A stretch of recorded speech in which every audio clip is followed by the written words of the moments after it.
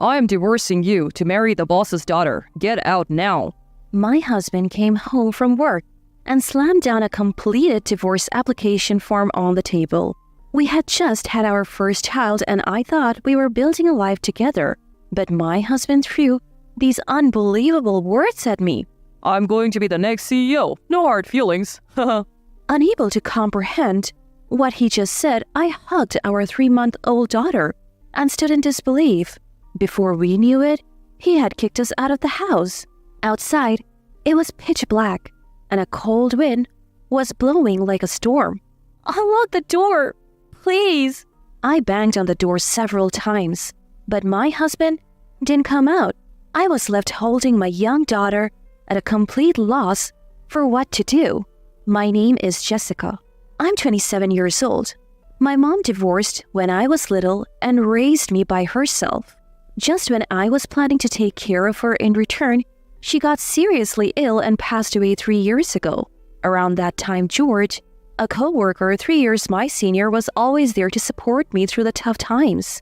Eventually, we started dating and got married 2 years ago. But then, just when I thought we would start a warm family life, my husband betrayed me. With no parents or friends to rely on, all I could do was wander a dark path, clutching my young child and my anxious heart. Then I started recalling my husband's recent suspicious behavior. It began 6 months ago. He suddenly said he was getting busier at work and started going on frequent business trips.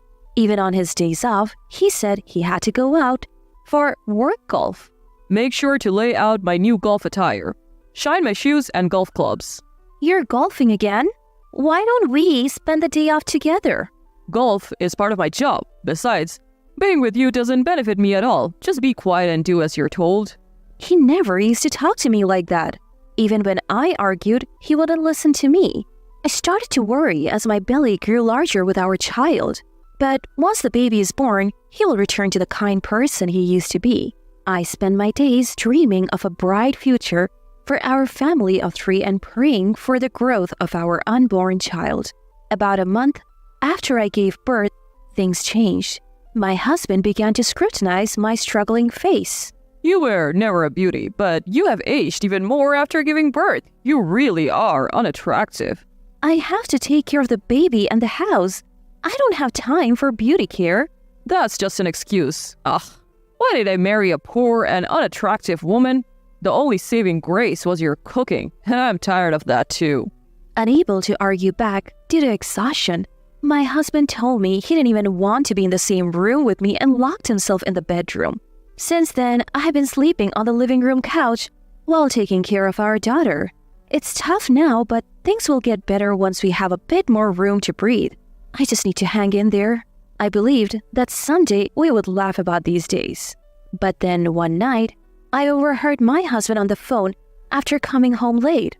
Just broke up with you and you're calling already? That's cute. Listening in, it seemed like he was talking to someone he had been on a date with. I confronted him and he quickly ended the call. What are you doing on the phone so late? What? Stop eavesdropping. He shoved his phone into his pocket as if he were a child hiding something. His behavior was just like that of a child who's done something wrong and is trying to hide it. Would you be talking at this hour if it was someone from work? God, you're so annoying. I really got tricked by you. I married you thinking you had money, but you have none. Just like that, he started spilling the shocking truth. I married you for your dead mother's inheritance, you know? What?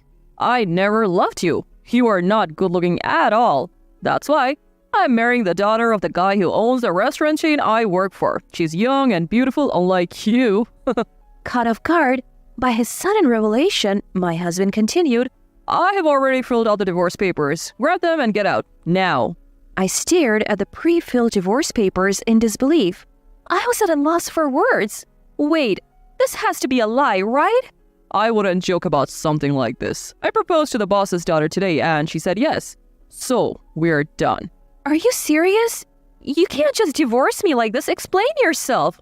All those business trips, all those golf outings, all lies. I've been dating her. I'm going to take over her father's business and become the next CEO. No hard feelings. I felt as if I had been struck by a hammer. Unable to find the right words, I clung to our daughter as he forcefully dragged us both out. Stop! Let go of me!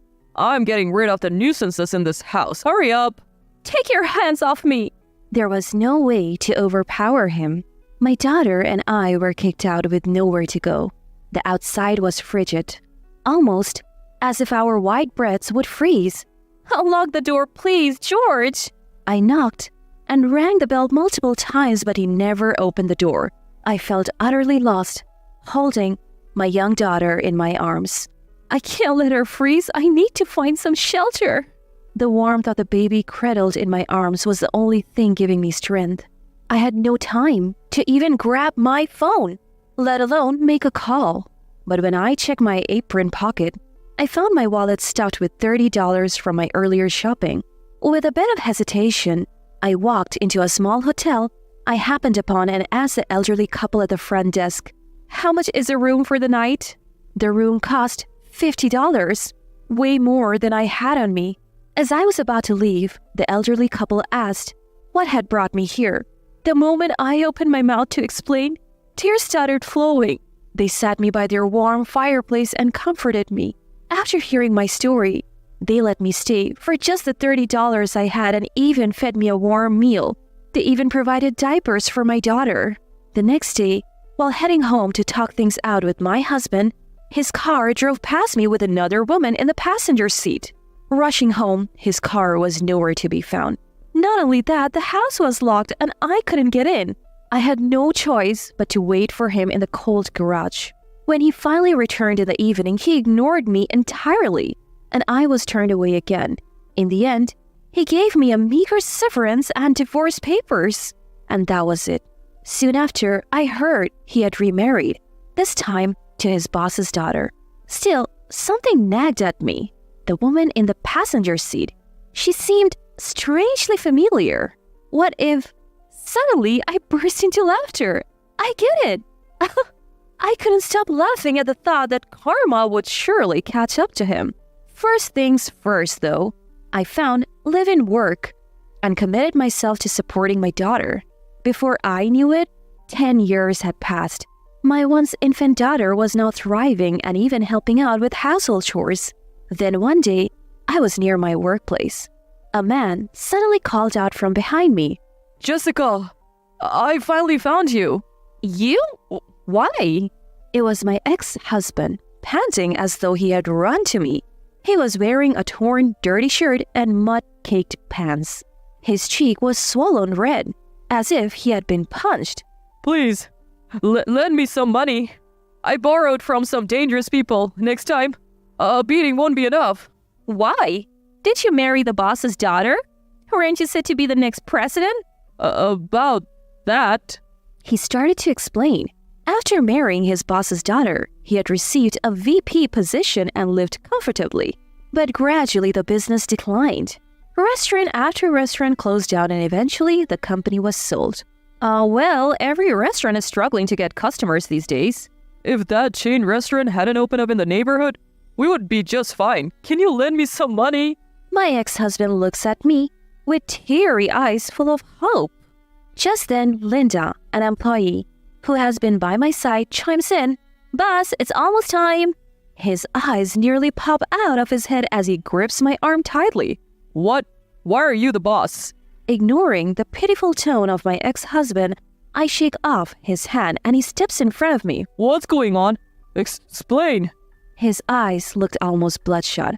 I could have walked away, but memories of past hardships surged within me. Maybe now's my chance to get back at this man who left me and my daughter.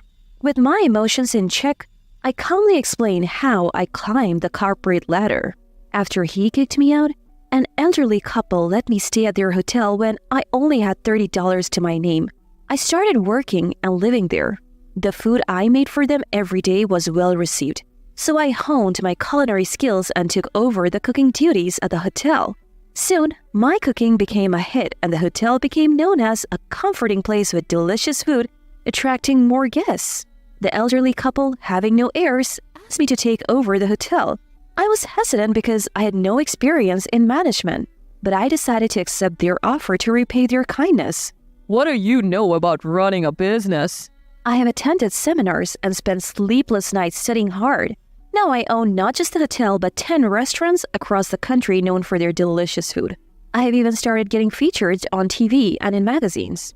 What could it be? My ex-husband glares at me as if he's realized something. Was the restaurant next to mine one of yours? Come to think of it, one of my outlets might be right next to the restaurant run by my ex-husband's father-in-law.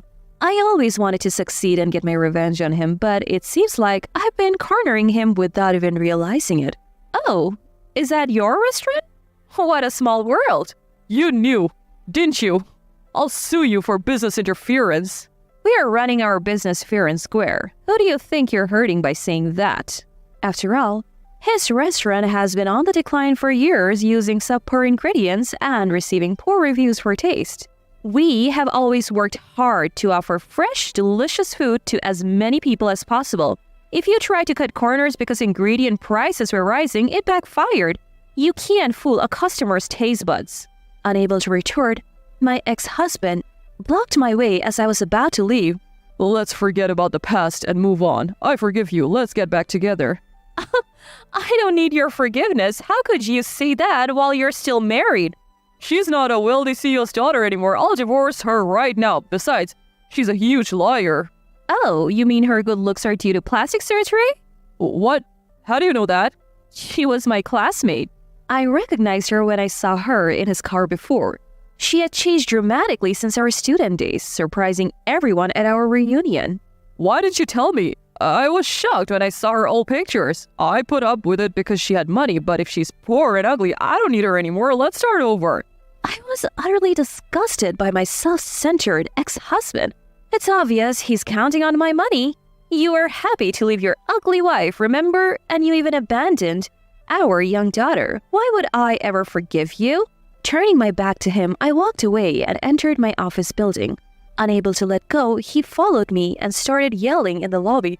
Don't abandon me! This is my workplace. If you disrupt it, I'll call the police. Don't be so cold. We were a good couple, weren't we? Stop kidding yourself. If you show up again, I won't hold back. He was escorted out by a large security guard and sat defeated on the curb. In the end, he divorced a woman who was a CEO's daughter. He later found work as a live-in janitor at a friend's office. Hopefully, he'll regret his past as he moves on with his life. It would be nice if he could polish his soul along with the floors. Meanwhile, I'm thriving in my career. We now even provide childcare facilities at work, offering jobs to single mothers like I was back then. My daughter says she wants to become a businesswoman like me and is currently studying. I am really looking forward to that day.